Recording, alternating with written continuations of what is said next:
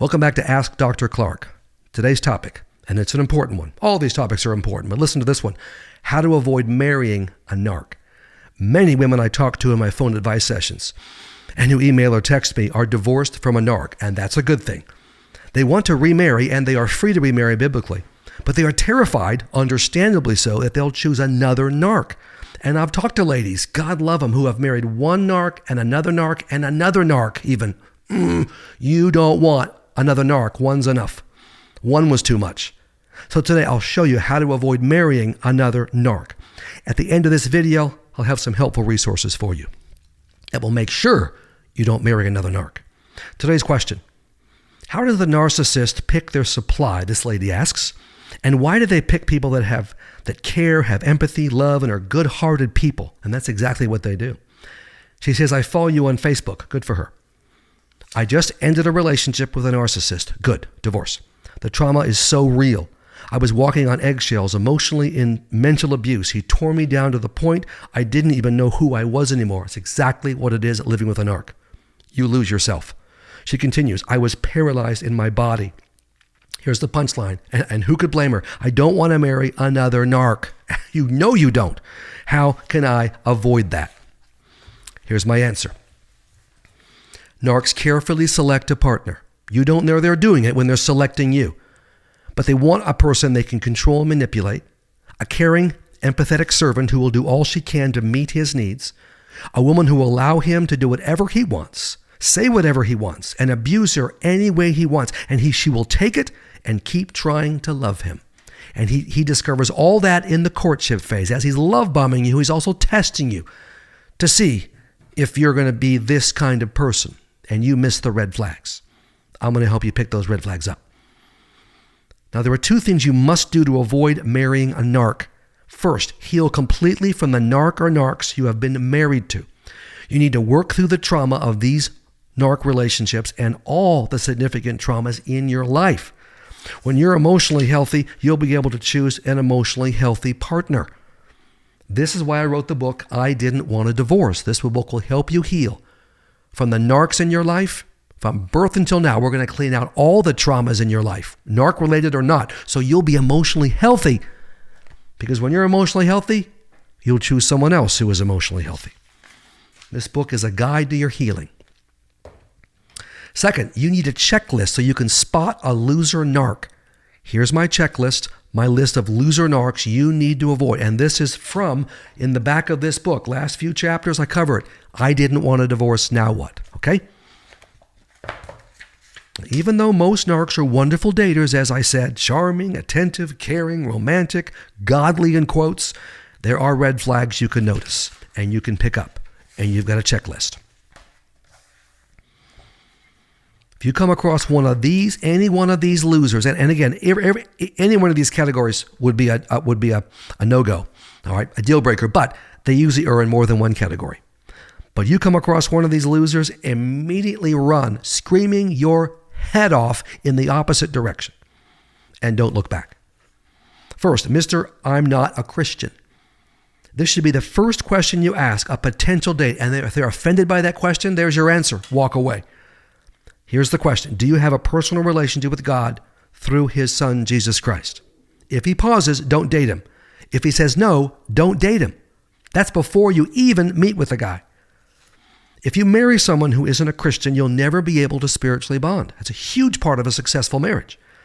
So you'll never be truly one flesh, as Genesis 2:24 says. And don't think, well, he'll become a Christian afterwards. No. You make absolutely sure he's a Christian now. Second category, Mr. I'm a weak Christian. If your potential date says he's a Christian, follow up with these questions. And again, the right guy will have no trouble answering these questions. None at all. When did you become a Christian? Are you growing in your relationship with Jesus? What are you doing to grow in your relationship with Jesus? Do you regularly attend a local church? If he goes once every couple of months, dump him. Do you have a regular daily quiet time in which you pray and read the Bible? I read the Bible like once every 2 weeks. Dump him. Do you tithe to your local church? This is important. That's what the Bible teaches. You want a godly, mature man. A weak Christian may always remain weak. You want a partner who has a strong, growing relationship with Jesus right now. Number 3, Mr. I'm a mama's boy. He is way too attached to his mama. He calls her just about every day. He can't make a move without her advice and approval. She is his top priority, which means you'll never be. He's actually married to his mama. It seems that way. He's never going to grow up. Mr. I'm tied to my ex. Another classic narc quality.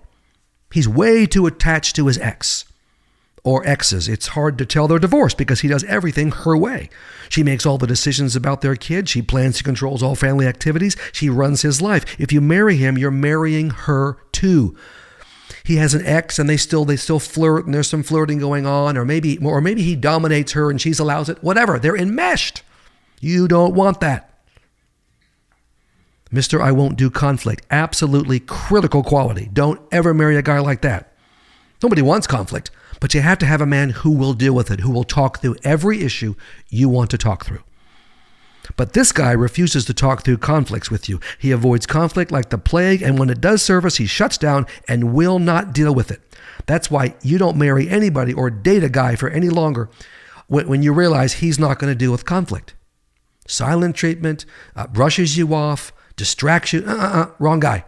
Let's work through these issues. If you work with 3, 4, 5, 6, 10 conflicts with a guy, okay, that's a guy you might marry.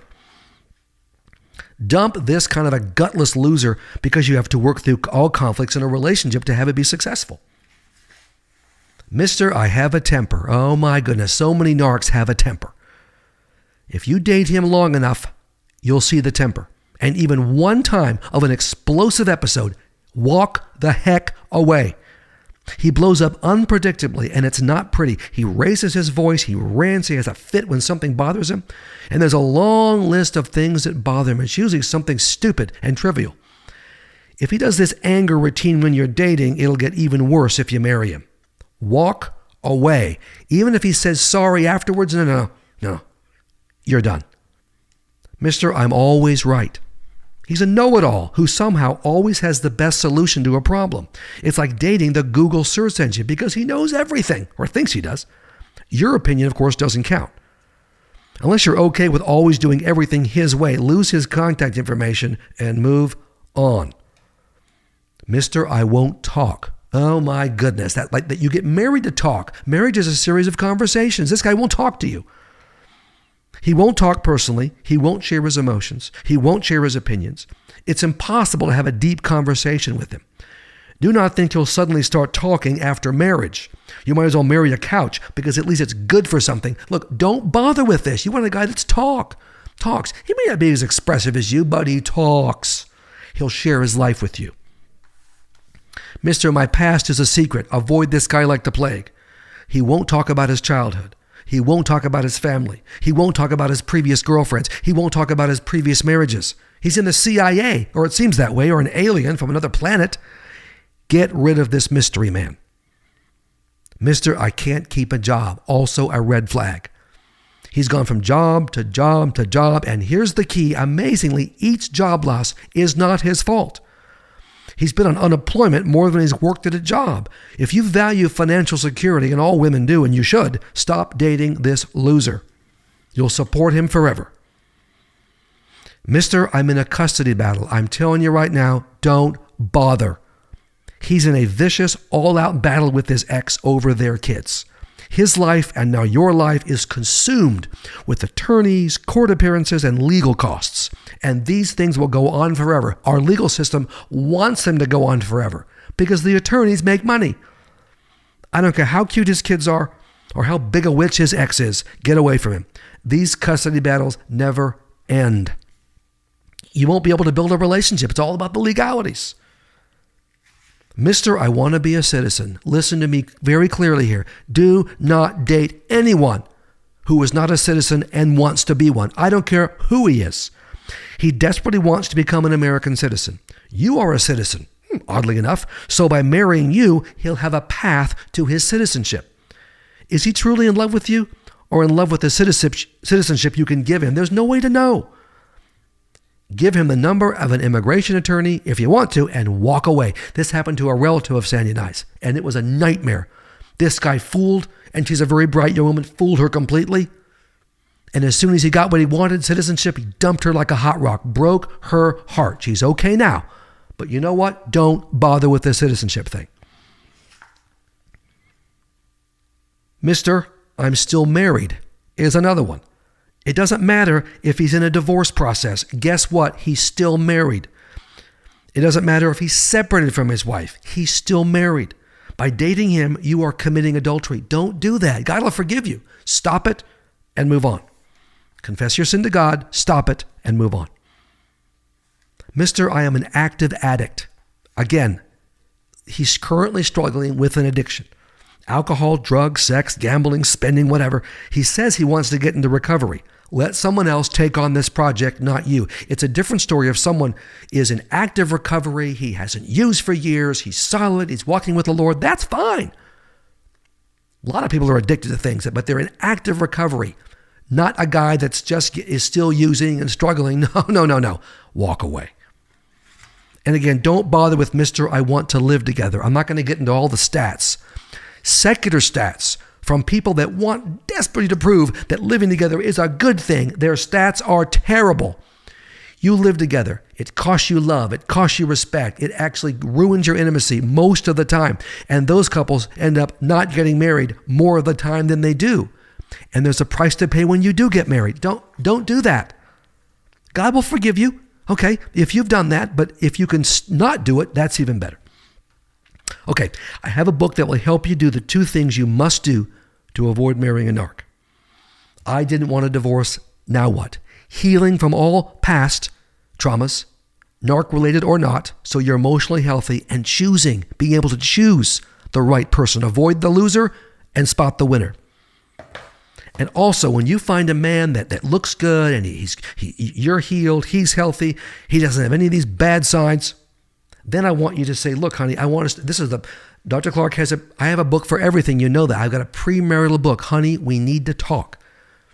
This is my premarital book. It's good for any couple, but this is communication, 10 essential areas. If he'll work through this book with you, this guy you're dating and you're serious about, that's a winner. And this will help you decide whether to get married or not. Honey, we need to talk. If you've got a child who's dating somebody and they're not going to get premarital counseling, or they'll see the pastor for 2 or 3 times, no, recommend this book. Put it in their hands. Honey, we need to talk.